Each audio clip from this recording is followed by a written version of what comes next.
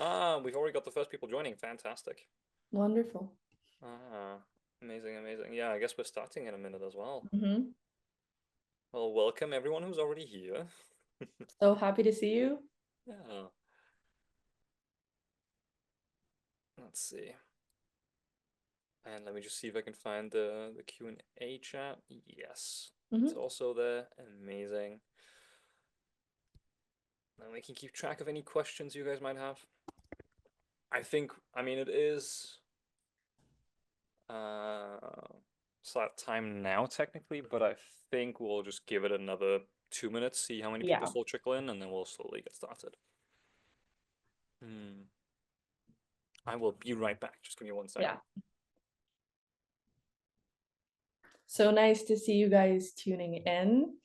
We're really excited to, share our tips with you guys and answer all your questions. We already got a couple of questions in anticipation, so we're really looking forward to that. We'll just probably start in a minute or two.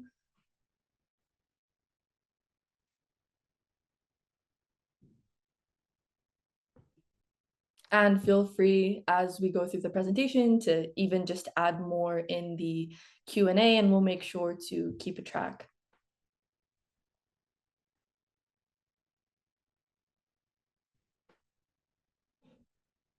Okay, here we go.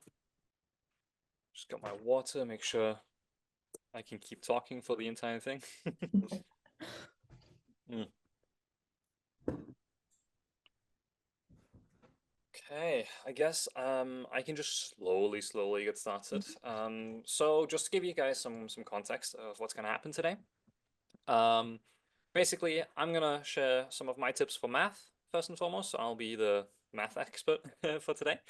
And then once I'm done with that, Manmohini will present a little bit about her English tips and what kind of advice she can share there. And during all of this, we hope that you guys write a bunch of questions, and there's like a Q&A section where you can write questions, hopefully. So whenever you come up with a question, anything that where you go like, oh, I'd love to know more about this, please write it down, and we'll get to those afterwards.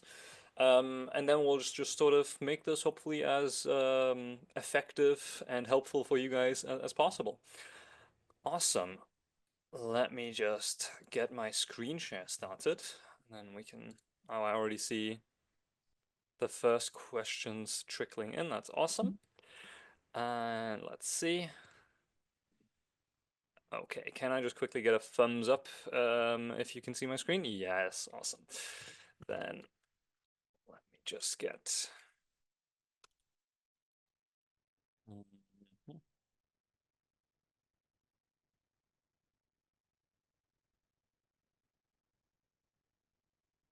Just one second. Okay, fantastic. So, hopefully you guys can see my screen. Everything works. Otherwise, Mama Hinu, stop me and let me know if there's anything going on.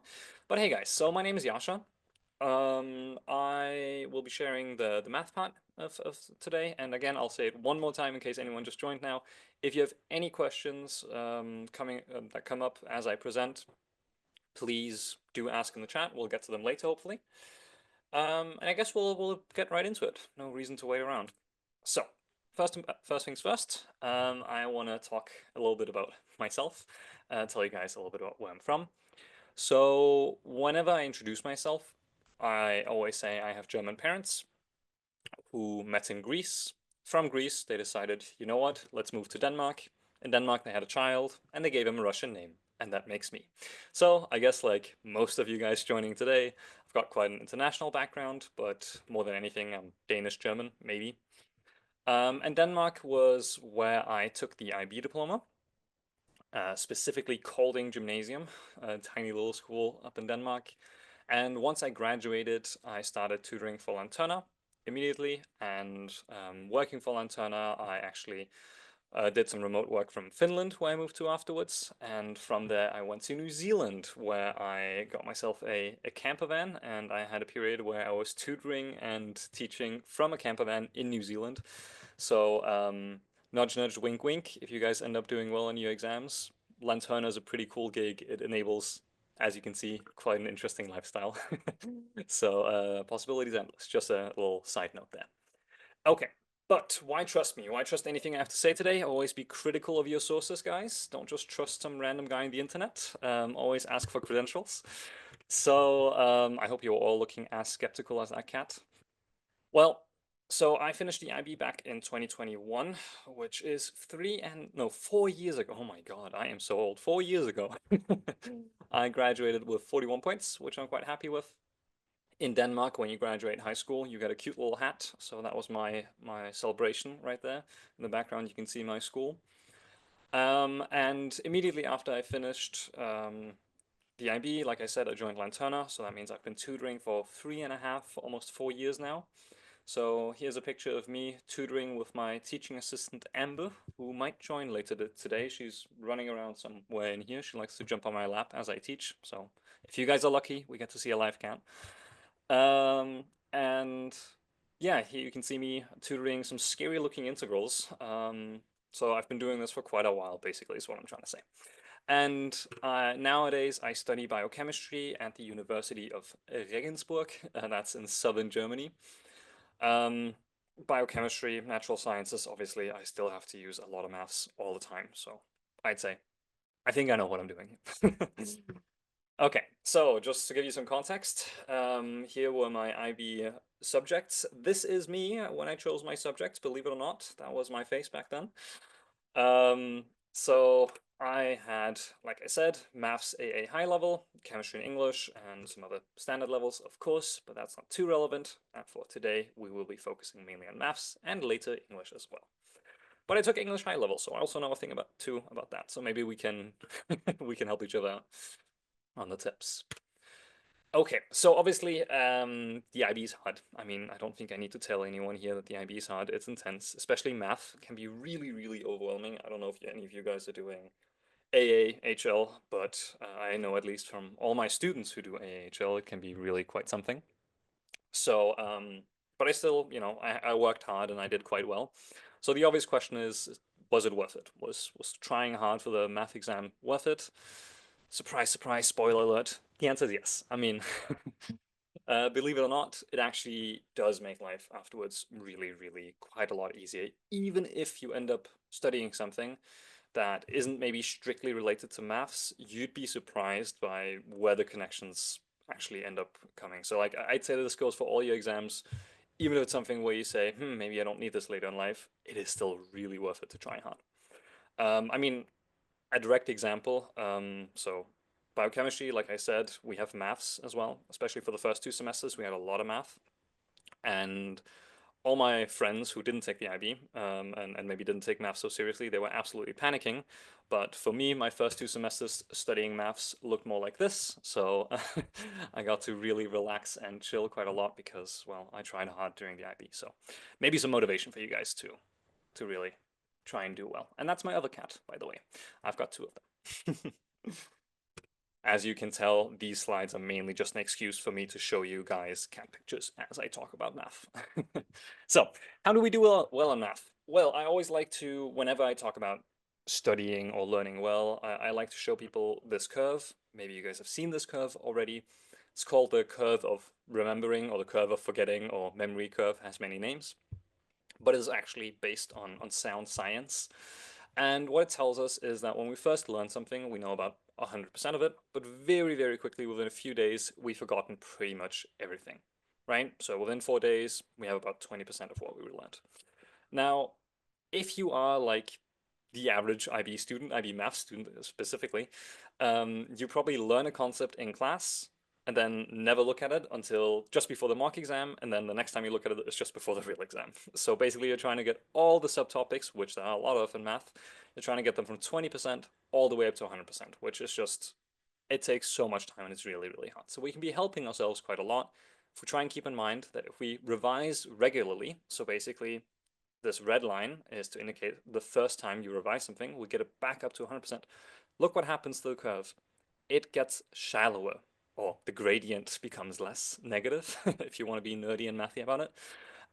But it becomes shallower, which tells us that the more often we repeat something, the longer it stays in your memory.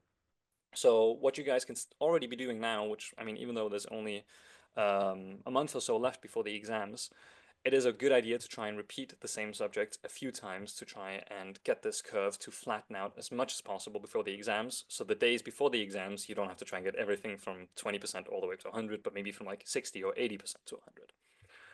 Okay, this goes for all subjects, not just maths. But I think maths is one of the harder ones to do this for because it's hard to have a structure. Like, how do I even do this for maths? So I'll show you how I did this for most subjects, but also for math. What I did was I wrote down all the subtopics. So this is just like a little excerpt. So I wrote this in maybe Google Docs was what I used, but you can also write it in hand or Excel or Notion, anything like that. I wrote out the main topic and then all the subtopics, right? And I did that for all the subtopics in my math syllabus. You can just search math AISL syllabus or math AAHL syllabus or whatever, right? And you can find all of these. And then what I would do is I would also have a column that says when I last looked at it. This is optional. You don't need this. The most important thing, however, was that as I learned things, as I went through them, I color coded them. So what I would do in your guys' shoes right now is to try and go through the titles of all of these subjects and just based on gut feeling, color code them. Color code them according to how well you know them, because then you know where your weaknesses are. And then you can go in and target those. So obviously red in my case means, oh, I really don't know that very well. Yellow is okay, and green is pretty good, right? Exam ready, maybe even. And then I would know, okay, I need to get my reds up before the exams. Like I can't go into the exam having something on red, right? I really need to know those things, and then you don't miss anything. Nothing slips through the cracks, right? I think that's the power of this technique. Okay, what do we do then? Well, that means we go ahead and we pick a red subject. So in this case, I would pick maybe differential equations because that was the longest time ago, right, compared to these two dates. Then I go in and practice it, and then maybe I become better at it, and then I would update the column, right? So that's how I would do this for math, and how you can make sure that nothing gets away from you. But then there's a big question as well.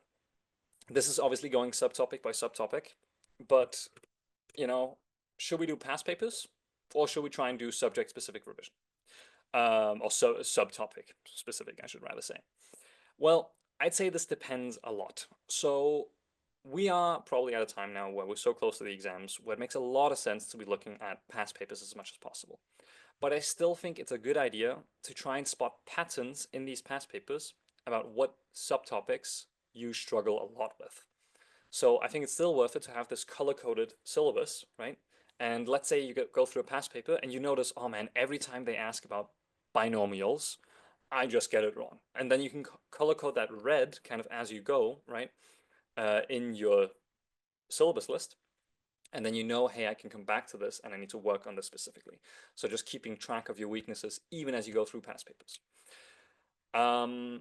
If you notice then, okay, well, I struggle a lot with, again, I'll go with my example of binomial distributions. I struggle a lot with that. Then I would go in and do subtopic specific revision for that, right? But basically start, if you can, if it doesn't feel too overwhelming, start with a past paper and try and spot your weaknesses, right? And then get those up to a better level and then try again going into past papers and try and basically just rinse and repeat until you have no weaknesses left, ideally, right? And you get a perfect 7. So that's how I would approach it. If past papers right now, it's also totally okay if past papers feel completely overwhelming to you and you look at a past paper and like, oh my God, everything just goes wrong. Everything's my weakness, right? If that's you, that's okay. Don't panic. I would then start with doing subtopic specific revision first and foremost, going through like the big things in like, again, I can't generalize because I need to encompass, AISL, HL, AA, SL, and HL, but try and do like the big topic things first and then go into past papers. Okay, I hope that clears that question. So another really important tip, and I tell this to all my students all the time, you really, really want to become besties with 2 things before you go into a math exam. So have these around all the time when you do math and don't just rely on anything else. For one, you want to become best friends with your calculator. Again, like I told you, just cat pictures, guys. That's all my presentation is. So your calculator, don't underestimate the power of this beast. It can do everything for you, especially, again, if you are AA, paper 2, right? If you don't know how to use a calculator, you are really just shooting yourself in the foot. You really, really need to be so comfortable with this thing. So please do yourself a favor. And if you right now you look at your calculator like I don't know what to do with this thing, or I don't know how to do statistics with this, right? Do yourself a favor and really try and watch some YouTube videos on that stuff. You can always search whatever calculator you have, and then statistics tutorial for binomial or whatever in YouTube, and you'll find amazing videos for it. Please, please, please do this, because I cannot underestimate how many points you're leaving on the table if you don't know how to use this thing. Another thing you want to become best friends with is the formula booklet. Again, I have so many students who refuse to look in this thing, and I don't understand why. It's the only two things you get to bring to your exam, right? So please also, whenever you are doing past papers or anything, subtopic specific revision, it doesn't matter. As soon as you are solving math, have a printed out version of your formula booklet next to you, just so you're used to like flipping through the pages and you know where to find all the formulas, right? So that you in the exam know exactly where to look and you know exactly what kind of the setup is and where everything is. So make sure to always work with these every time you do maths, unless of course you are practicing paper one where you don't want to be using a calculator, but please make sure that you don't neglect these two things. Okay, I also want to lose a few words over ChatGPT. That's a German expression for you. Want to tell you a little bit about ChatGPT in terms of math, because I think a lot of people make some mistakes when using ChatGPT. So, I mean, to address the elephant in the room, ChatGPT can hallucinate. So, for example, you can ask it a simple question like, "What's 2 + 2?" Right? And it can just dead serious tell you, "Oh, that's 5." Right? I'm sure you've all experienced this, which is really frustrating. It seems obvious, and ChatGPT just gets something wrong. So, what I would tell you guys is we can't fully rely on it to solve problems. So you can still have it explain things to you. Please, I'm not telling you not to use it, right? But don't blindly trust it to like solve a full past paper for you. That doesn't work. Then you need to have the mark scheme to check if it's hallucinating, to check if it's even solving things correctly, right? So I think a much more powerful use of AI for your math preparation is to make it create questions in whatever subtopics you are weak at, right? So say again, I've got another example here for statistics, it looks like, for probabilities maybe, or, well, what's that? That's quarterly compounding, some kind of investment stuff, right? Let's say that's something you're really bad at and you found a question and you didn't know what to do at all. Then I think it's a great idea to screenshot that question or write that question down and put that into ChatGPT and tell it, write a similar math question, right? Because then it spits out a similar question for you, and you can also ask it to then give you a mark scheme for it, maybe. And then you can practice your weaknesses. You can practice similar questions to those you get wrong. I think this is an amazing way to use AI to prepare yourself for the math exam. All right, and then if you actually want to learn concepts, I'm a big fan of YouTube videos. So here's some lovely Lanterna YouTube videos. I might be actually releasing some before your exams, so who knows, maybe there'll be more for you to look at as well coming soon. But I think these are probably the best way, for me at least, to understand concepts. If there's anything you struggle with, I think there's just something magical about having someone else explain it to you. And if you maybe don't have a maths tutor, maybe you should get one from Lanterna, of course. Or you can check out some of our amazing videos here. All right, some quick time management tips. Speaking of time management, I will have to hurry up. So a lot of people struggle when they do math papers like, oh, how do I answer everything? Like I'm just running out of time, right? There's so many questions, and what do I even do? So here's what I did, and here how I approached managing my time. And I think I managed to answer every single question during my exam, so this works. Start by reading all the questions. So this feels counterintuitive, right? A lot of people, they just want to get going as quickly as possible. Like open the papers and just go, right? Use every second you have. I'd say take a breather, right? Calm down and just flick through the pages and make sure you've read every single question. Because what you can do then is then work through the easiest questions first, because that's where you're going to get the most marks for the least effort, right? Because I know a lot of people who they go through it chronologically, right? So just as the questions appear, and then they lose like 20 minutes on one question, but they could have gotten so many other marks if they just moved on, right? So really make sure, I'd recommend always start with the easy questions, right? And then go on to the hard ones. Okay. Some more time management tips for you. Set a maximum time for yourself when you're working on a question, right? So if you don't get anywhere in more than 3 minutes, let's say, you move on and come back later, right? Keep in mind, 1 mark is about 1 minute in IB exams. That's kind of how they try and set up the marks. So if you try and like hunt 2 marks from a question for 10 minutes, that's not efficient, right?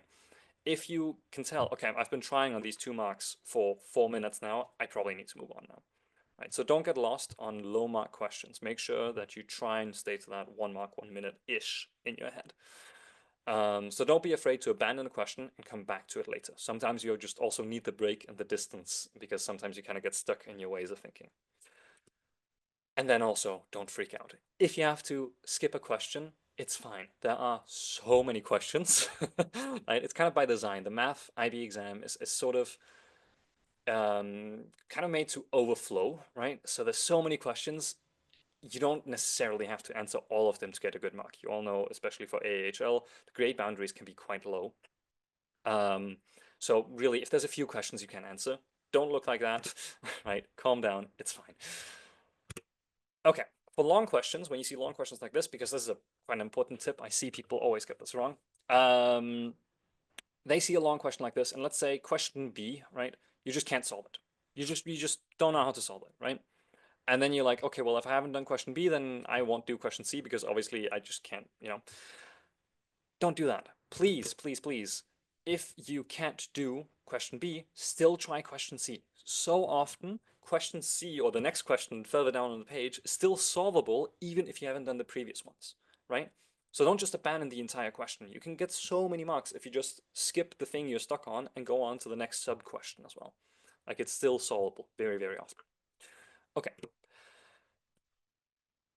I have some procrastination tips. I'll share one or two of them real quick, and then I'll let Manmohini talk a little bit about English as well, because I think ultimately this is probably what keeps most of us from studying in reality. So I think the hardest thing is to start quite often when you're doing math, also because math is scary sometimes. I like using the Pomodoro technique. Now, the Pomodoro technique has nothing to do with tomatoes. Instead, it was invented by this handsome fellow. And it's a principle where you start a 25-minute timer. So you work for 25 minutes, and then for those 25 minutes, you work. You put your phone away. I know it's painful, but you can do it. Trust me, it's fine. And then you get a 5-minute break afterwards. And once that 5-minute break is up, you work for 25 minutes again. And basically, you get to keep going back and forth. That way, you stay really, really focused. And that way you can also tell yourself, oh, I'll just do one Pomodoro, right? And then it doesn't feel so hard to start because it's like not so much to do. You can either do it through websites or apps. You can just search Pomodoro timer, or you can just use like a physical egg timer as well. There's many ways to do this. I mean, you just need a timer, really. Something kind of called an accountability buddy as well that I used a lot. So basically the idea is that you maybe tell your friends, hey, let's try and solve one math past paper every day or something like that. That might be a little bit much, but something like that, right? And the first person to fail, I don't know, buys the other guy's ice cream, something like that, right? And it's just a great way to keep each other accountable so that none of you can be lazy, right? You're in this with your friends. So you try and put something on the line, right? Like if you don't do this, you have to pay for the ice cream for everyone else. And finally, the last tip before I finish up here is that if you really, really, really feel super, super exhausted, and I have this very often where just I'm like, oh, there's no way I can do anything right now, I like to make the 5-minute compromise, as I call it. So, if I'm super, super sad and I don't want to do anything, I set a 5-minute timer. And I say, 5 minutes. 5 minutes is nothing. We can all agree 5 minutes path like that. I've been talking for 20 minutes, and that was super quick as well. At least I hope it felt that way for you guys too. Um, so 5 minutes, I'll work for 5 minutes, and if I'm still tired and exhausted after 5 minutes, that's my body telling me I need a break. And then I respect that. Then I'm like, okay, then I take the break. But what happens almost every single time I do this is that 5 minutes, once I'm started, because starting is the most difficult thing, turns into 10 minutes, turns into 20 minutes, 30. I've had it sometimes where it's turned into like 3 hour study sessions where I was just saying in the beginning, I'll do 5 minutes, right? So it's a nice little way to hack your brain into actually trying to study. Okay, you know what? That summarizes, that's all I've got for you guys for now.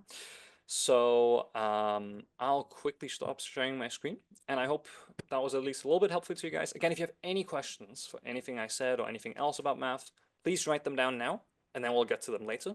But first, we're going to have a quick presentation about English now from Manmohini. So I will now stop my screen share and mute myself, and the floor is all yours. Great. Thank you. Right. So today, we're gonna focus on English. Well, first of all, I want to say, even from that presentation, I learned a lot of things because I guess I wish you were my tutor back then. But we're gonna focus kind of on the other end of the spectrum, and I'm just gonna share my screen. Or do you want? Actually, that's perfect. Yeah. That's perfect. Great. Okay, great. So, right. So we're gonna kind of switch from what we've been doing with math, and that's very right brain, and we're gonna kind of switch to English. And yeah, how do you really master the subject of Shakespeare? Well, first of all, I would say have always heard that English is one of those subjects that how do you study for it? This is something that I faced even so I graduated in 2023. So 2 years ago seems like a long time. But if we can move on to the next slide, I basically, these were my subject choices. I did English, history, math, chemistry, economics, French. So kind of, I was more into humanities, more into languages.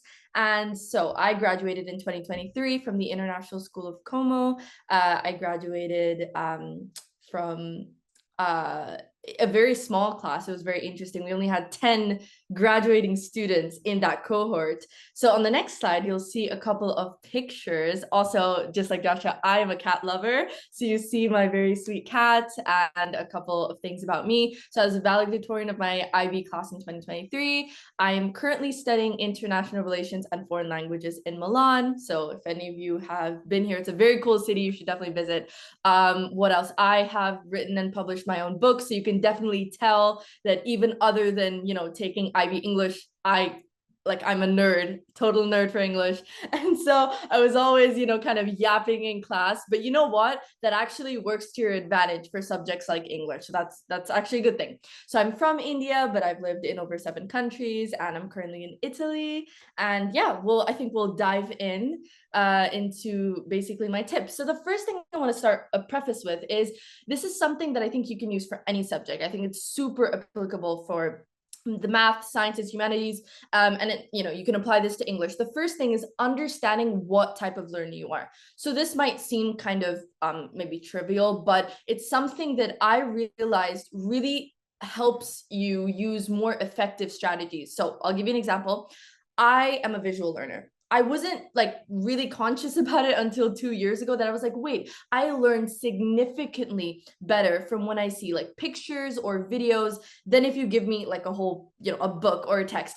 And obviously with English, you can maybe think that's kind of conflicting because in English, you have to read these textbooks and novels that are just hundreds of pages long. So the key in this is that once you figure out your strengths, similar to what Joshua was saying, right? You want to play to your strengths. Once you figure out, okay, I learn better from visual resources, I learn better from verbal resources, it can help you adapt your study style and your strategies. So, for example, for English, I would use the fact that I'm a visual learner. I would annotate my text. And of course, I'll explain what that means. But basically, my point in this is you can also go to the website. I've attached a link later and take a test. And it basically evaluates what kind of learner you are and gives you the best strategies that you can use for different subjects. So I wanted to preface with that.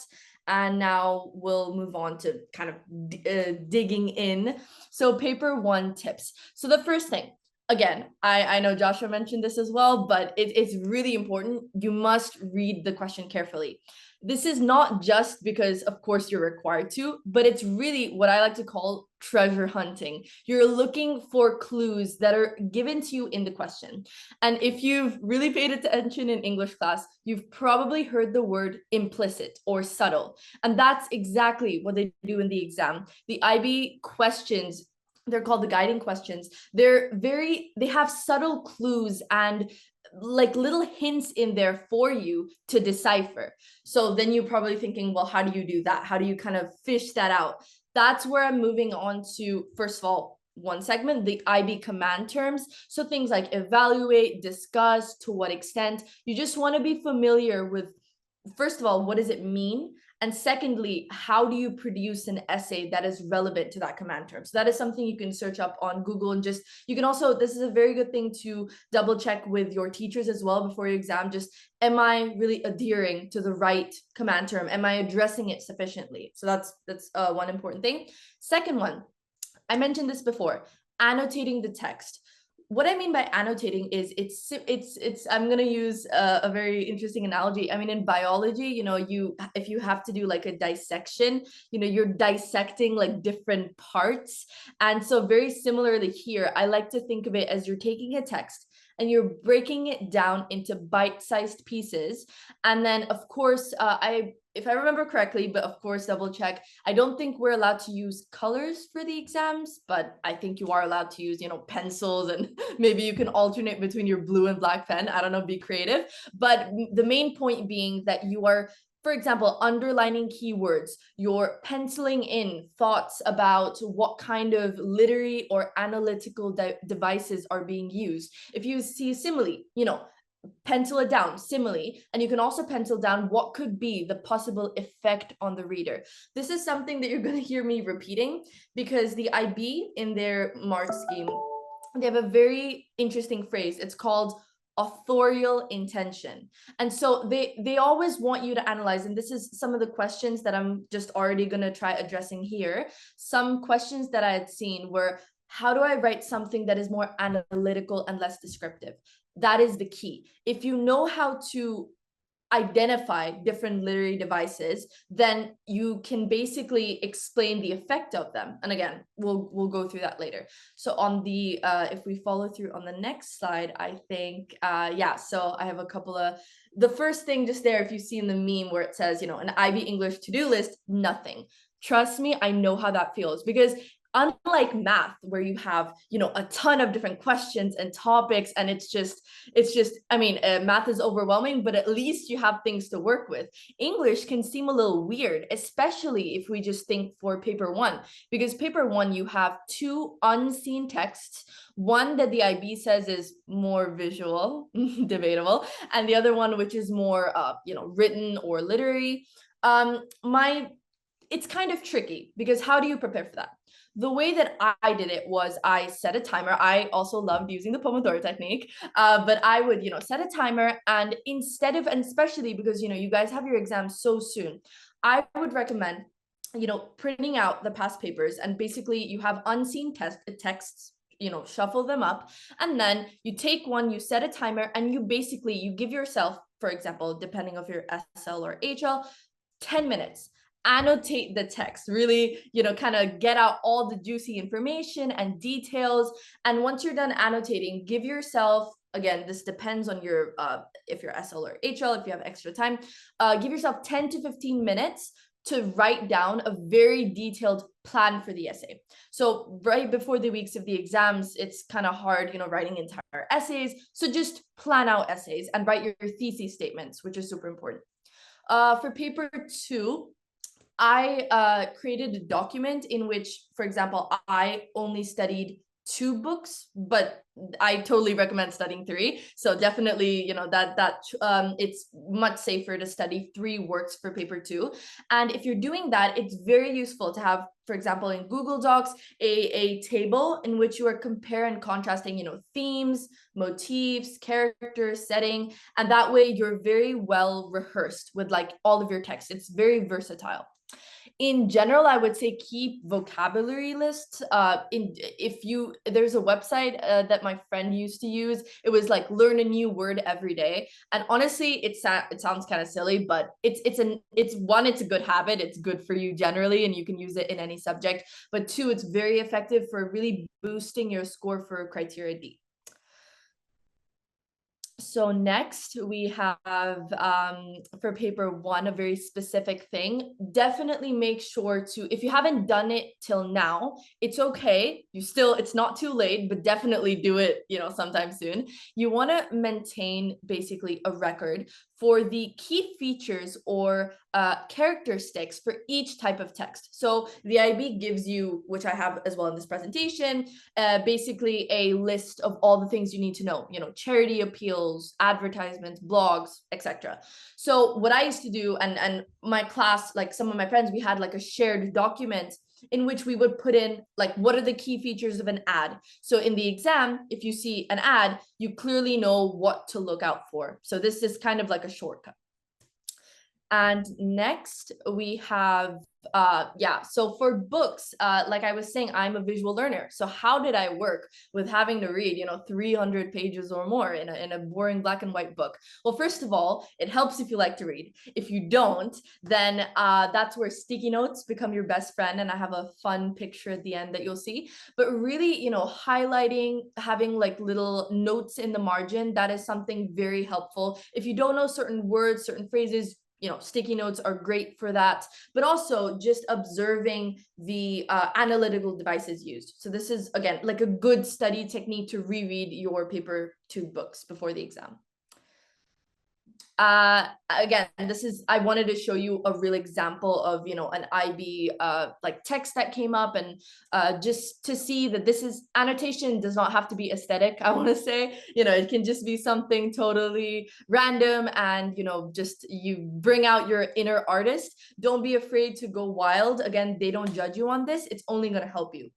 So this is kind of my go-to strategy for paper 1.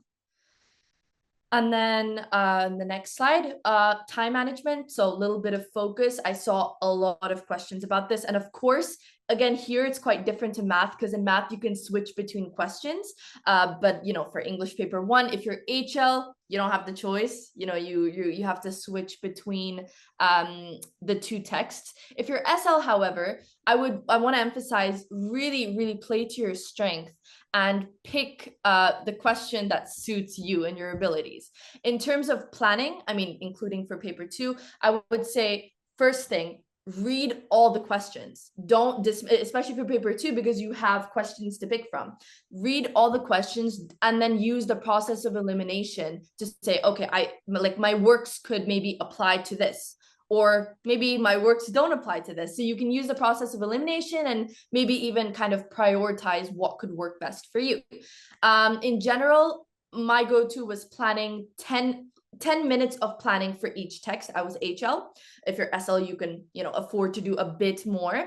And in that planning, it wouldn't just say introduction, conclusion. It would be a little more detailed. I would actually write out my thesis statement, and then I would put in topic sentences for the body paragraphs, and then do like a mini conclusion. So I would say a little bit of detailed planning, but please, planning is not, when I tutor students, so I've been tutoring with Lanterna for about a year. LinkedIn just reminded me it was my work anniversary. So when I tell my students, do you guys plan? And they're like, but that's a waste of time. So I'm here to tell you, please plan. It's an investment of, exactly. You see everyone agreeing here. So it definitely plan. And it also, and this is not necessary, but try to leave like 3 to 5 minutes to proofread your essay for grammatical mistakes in the end. So we'll see on the next slide. Lanterna has provided these are really good books that you can use. So of course, the dictionary for synonyms, really boosting your vocabulary, the study guides, plus any other resources that your school has given you. And in general, even if you're reading, the IB has like a recommended book list, even if you're just reading for the pleasure, even if it's before exams, I would do that sometimes. Just sit in the park, read a book. It helps you get in the right headspace or mindset to do English. And here, I'm gonna just go really quick because I want to focus on something else and only have a couple minutes. But here, when you're reading your exam question, and especially for paper 1, when you're reading the text, what I would say, this is the square 3R method. You survey the material. What does that mean? You kind of glance over. You're like, okay, what is this? You're just figuring it out. You can even generate your own questions to guide your reading. For example, what did the author mean by this when he said that? Or why did the author include this, interesting color scheme? What is the purpose of that? Is this effective? And then you can read, again, highlight. You can't quite recite out loud in the exam, but you can, do it in your head. And then, of course, start writing your essay. So this is quite a useful method, of course, in the exam, but also for, the preparatory stage. And this is the list I was talking about. So the IB kind of made our life easier and gave us a list of, this is everything you need to, study in terms of what could show up on the exam. Not that there's a formula to seeing what's going to come. In general, you should study everything. That's my advice. But there are a certain, again, if you do past papers, you will be able to see a clear pattern of, certain types of text showing up more. So again, play smart in that sense. And the next slide. So just a little focus on paper 2. I think we all, especially if you've really been focusing on paper 2, we've all encountered Spark Notes, our best friend. And so Spark Notes and lit charts, they're wonderful resources, but you don't want to leave it to the last minute. So for paper 2, this is the right time to start rereading your books or your works before the exam. As I said, I'm very creative, so I love art and just designing. So I loved making flow charts, connecting themes and characters, literary devices. And then, of course, paper 2 is a little weird because it's very fluid, and sometimes it's very easy to read the question and get lost, your answer, kind of like that. So in order to stay quite focused, I did past paper outlines, and then I would check with the mark scheme, but also peer feedback is very useful. Even asking, I sometimes would rope my parents or friends into reading my essays and say, does this make sense to you? Because you haven't read the book. So does this, is this clear? Is it communicated well? So those are some things about paper 2. And yeah, this is a very common, I think this is a common thing I've faced with all the students I've tutored. They say the way we talk does not translate into the best, into the best form when we're writing. What I mean by that is that sometimes we can tend to be very colloquial, very informal. We have all these slangs and hashtags and, the TikTok and Instagram audios, and, it just gets really hard not to, I actually, funny story, one of my students in the essay, she was writing an essay and she said, how do I say the author really slayed? And I said, that's a really good question, because the author did slay, but obviously you can't say that in the exam. So, you want to really maintain a formal register or tone. How do you do this? Number 1, you want to avoid any personal pronouns. So don't say my essay, in this essay, I will, just kind of pull yourself out of it. Sophisticated vocabulary, that's what I was saying before about the vocabulary list, using transition words, consequently, subsequently, furthermore, in conclusion. You can never go wrong with kind of throwing that in your little recipe. And topic sentences. If you're not familiar with what that is, I'll just quickly explain that. It's in the beginning of a paragraph, you're introducing the main idea. So it clarifies to the examiner that you are, on track with the theme, and that, you're addressing what you're going to talk about. And okay, really quick, milestones. So we're exactly at the first one. A month before, you want to be rereading your works and doing summary lists for paper 1. 2 weeks before, you want to be doing, flow charts, connections for paper 2, and draft essay plans for paper 1. The night before the exam, get a good night's sleep, drink lots of water, set a couple of alarms, and really just take a moment just to really, feel proud of yourself, because I know it's really easy to get burnt out on the day of the exam. Breathe, trust your instincts, plan your essays, and ace it. Yeah, and then I think the last, so this you can see on your own. There are just a couple of websites, and I think the next slide, yeah, then you can, I did a little pre-exam treat, banana split, and you can do that post as well. And those sticky notes are what I was referring to in the beginning, where after my friends and we made a wall of every single sticky note in reference, and it was very satisfying. So yeah, and if you would like any other resources, there is on the next slide a reference to a blog I've written on the so the Lanterna blog, and you can check it out for more specific paper one tips, as well as the last link there. It's called Exam Dojo. One of my colleagues, he's created this website. It's basically Chat GDP tailored to the IB, except it's not AI. All the answers are fed in by IB examiners. So you can give it a shot. They have it for, I think, most of the subjects, but it's very useful and, of course, tailored to the syllabus that we use. Yeah, and I think that is it from my side. I hope I answered some. I tried to include some of the questions in between, but I think now we'll work together and address the rest of them. Fantastic. Thank you so much. That was awesome. Also some great tips I got to learn. Yeah, I'll leave the slide up for a few seconds in case anyone still needs to be copying down the links. Otherwise, if someone wants them, just write it as a question, and I'm sure we can find a way to make the links available later as well. Okay, let me just stop the screen share here, and I guess let's have a quick look at what sort of questions have trickled in. We have some great questions. All right. Well, okay, I can start with a question from you from Sarah here. Is it enough to study 2 literary works for English paper 2, or is it safer to study 3? What do you think? Yeah, that's what I was saying. Okay, so personally, yes, 100% safer to study 3. I'm not going to recommend anyone to study 2. I know that's what I did, but I was extremely confident, and in fact, I kind of prepared for all kinds of questions for those 2 works. But I think, yeah, it's definitely safer to study 3 because it's not a lot of extra effort, and it's definitely much more versatile and can open you up to more questions. So yeah, definitely safer to study 3 unless you have an exceptional reason not to. Okay.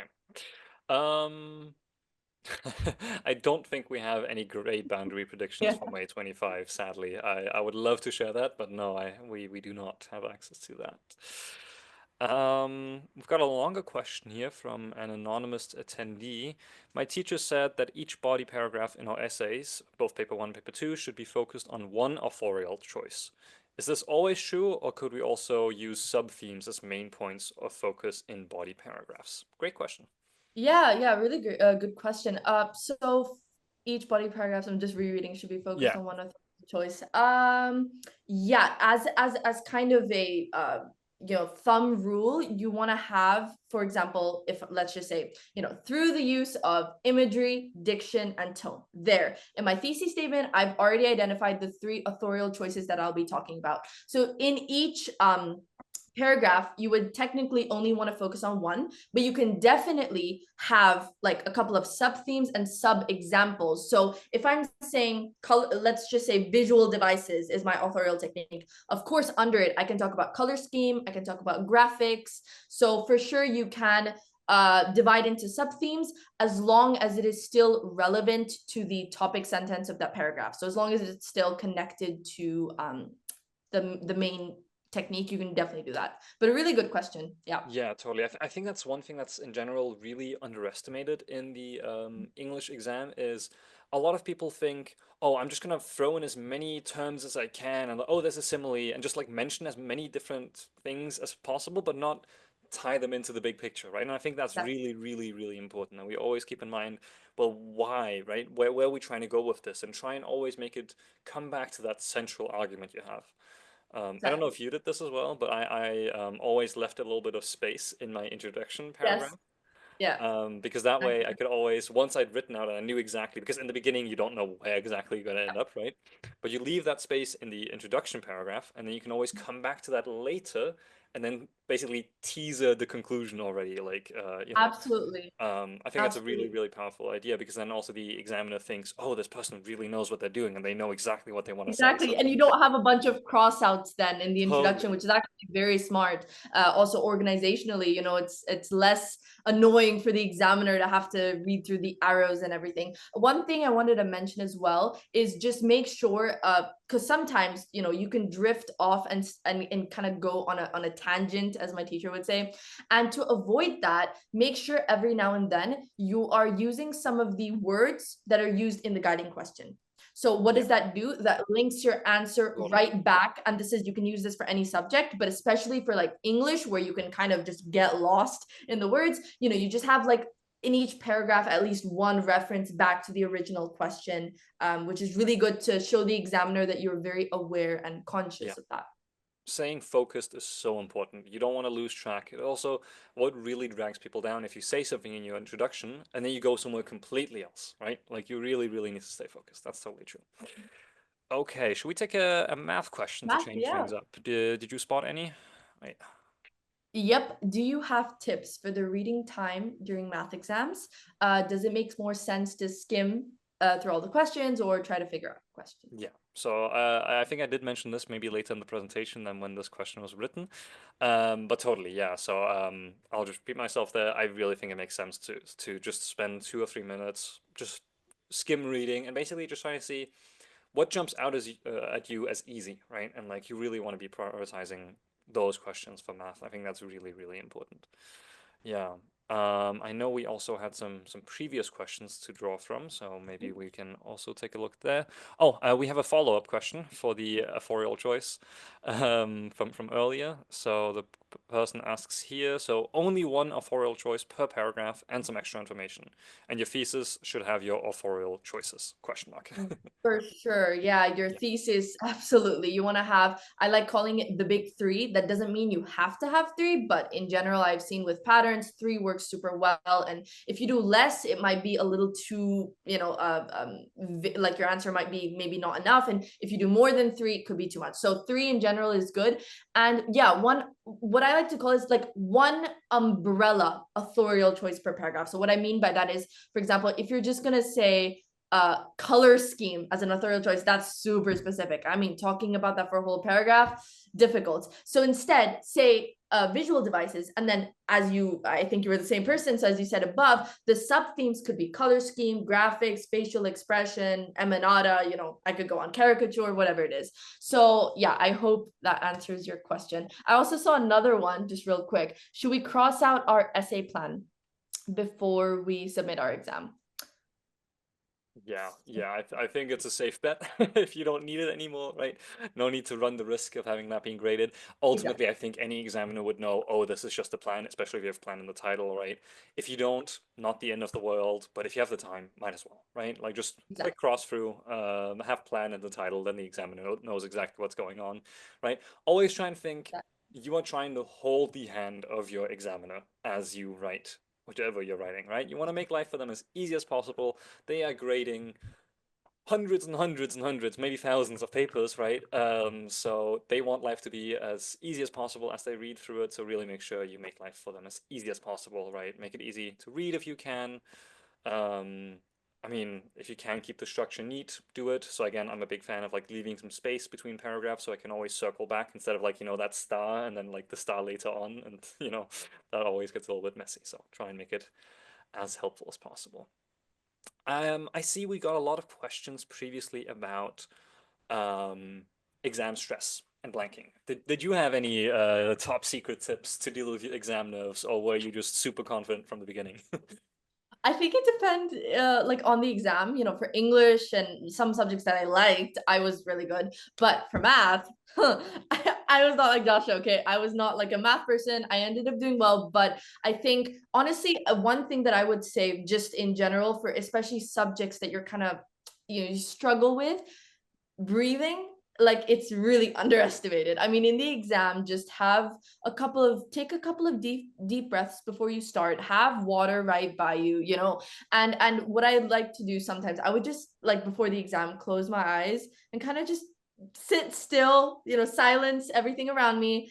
And then when I would really feel ready, I'd open my eyes and just be like, it's okay, everything's good, stay in the moment and don't panic. And one more thing, don't look around at people that are panicking. I mean, because that just makes it worse. You can try to help them, but remember, in that moment, just try to take care of yourself. And I like to use the word stay centered in yourself, because otherwise you're just gonna get involved in, everyone else's Yeah. emotions.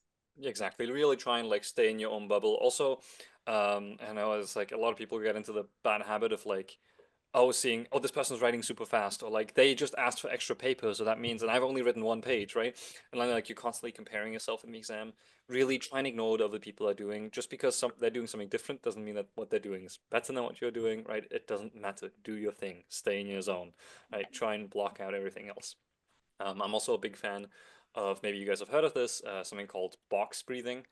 Um, it's where, you think of it as a box, and it's, everyone's sort of heard of breathing techniques, I'm sure, but where you try and count, you breathe in for like, let's say 7 counts, not seconds, counts. So you count in your head, 1, 2, 3, 4, like that. You don't go seconds, that's way too long.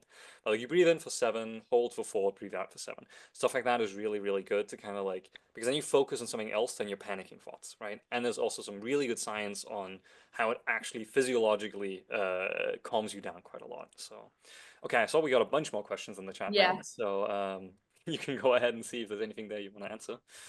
Um, should we double space? My teacher disagrees on this.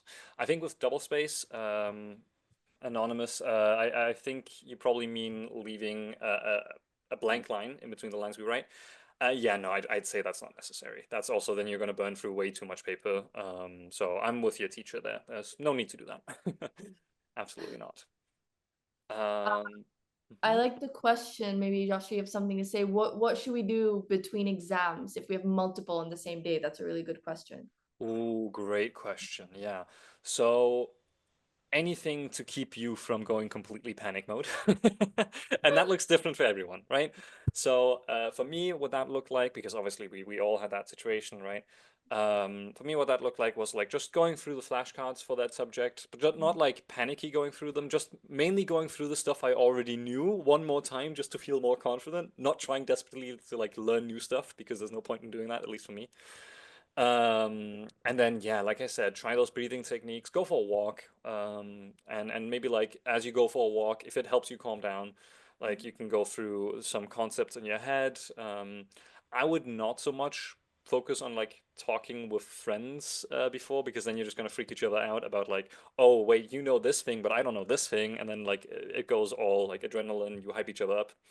I personally prefer staying in my own bubble and just like, yeah, maybe listening to some music, doing some breathing, doing my flashcards. That's my take. Okay. Um, Do you is need this webinar recorded? I believe it is being recorded right now, and if I got this correct, maybe Helena, if you are here, you can correct me. I think this is going up on YouTube, or will the link be sent out to everyone? At least the first half will be available, the math half. So I don't think you'll miss that. Don't worry. Okay. We got another English question. Should each paragraph be focused? Oh, no.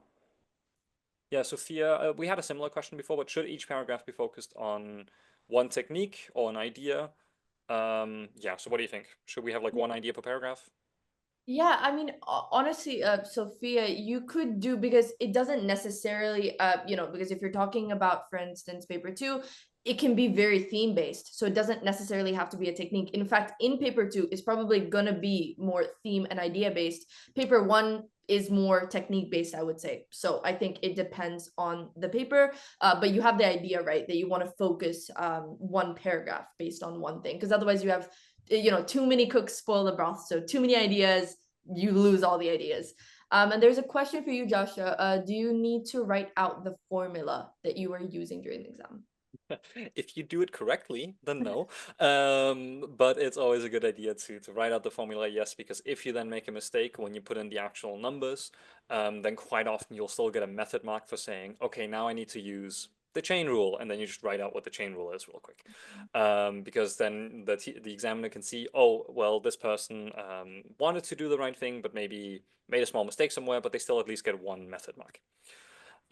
So yeah, good idea. You can avoid it if you're very confident. I mean, not for everything, right? But like for more complicated stuff, I'd say it's probably worth it to write the formula out. Okay. There there Let's was a see. really nice question we got that was registered from before, which I want to say it was about how do you stay positive during the Ooh. exam, even if let's say it's a terrible paper. How do you keep your spirits up? That is good because I had that experience. There was a paper that was terrible. It was chemistry, but it just ripped me out, and I ended up doing fine. But the point being that, it's that moment, and you don't want to lose that focus and get drawn into the emotion. So how do you stay positive? I am a very goal oriented person. So I had like a whole vision board and everything, pre exam. And in that moment, just take a minute, like stop, pause, take a minute, breathe. And I just reminded myself of like my goals, and reminded myself of all the effort and hard work I'd put into it. And also knowing that, yes, this exam matters, but it's not it's not the whole point of, you just have to put things in perspective. That's my point. And so Yeah. I think it's a great question. I think if you're asking a question like that, you already have the right mindset and attitude.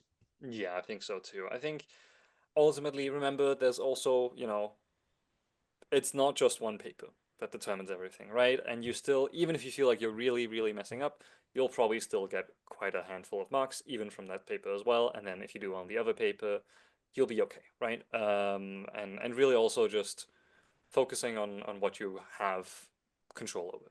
Okay, but I think that would have been probably our last question for today. Oh, I see we get some last minute questions. Maybe we can work one last Ooh, English question they're in. all trickling in now. Yeah, last minute. Oh my God.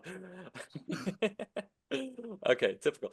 Let's do one or two more. So maybe one each. Yeah. So, how do you contrast the works in paper two? Is it enough to use specific language, or do we need to write separate paragraphs focused on contrasting?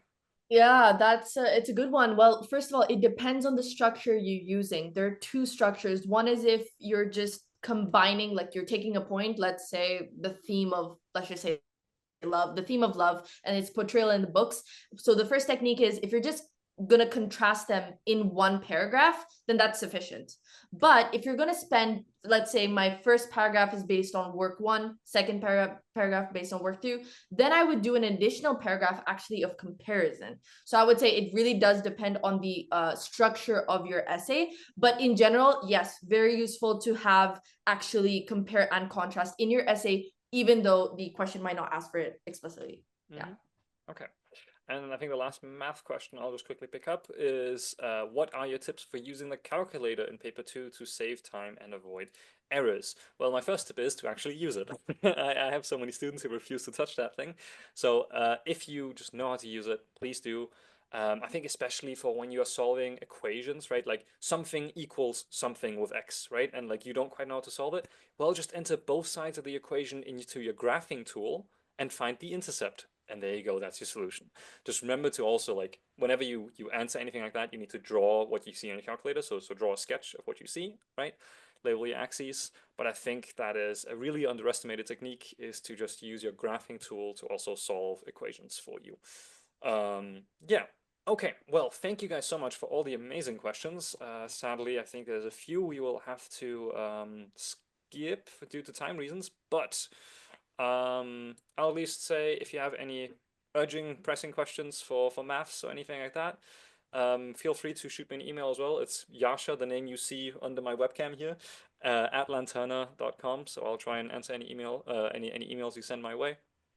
Um, yeah, no, I think thank you guys for a lovely session. Thank you, Manmohini, for being a lovely co-host. This has been great stuff, and I really sincerely hope you guys got something out of this. Yeah. I hope this time was useful for you all. Feel free, same email, my name at lanterna.com. So feel free, I'm happy to respond. And yeah, thank you, Joshua. I actually learned a lot from you and kind of wish Likewise. you were my math tutor. But yeah, really great time. And thank you everyone for choosing to be here and for your really great questions. And best of luck. Yeah, you'll all do great. And if you want someone like myself or Manmohini to tutor you for English, math, or anything else, chemistry, science, any science subject, whatever, of course, you guys all know Lanterna. We have tutors for everything. Please don't hesitate to reach out. We'd love to help you. And take care. Yeah, I guess let's end this meeting, shall we? Yeah, sounds good. Okay, take care, guys. Thank you Bye so much. everyone. Thank Bye you. bye.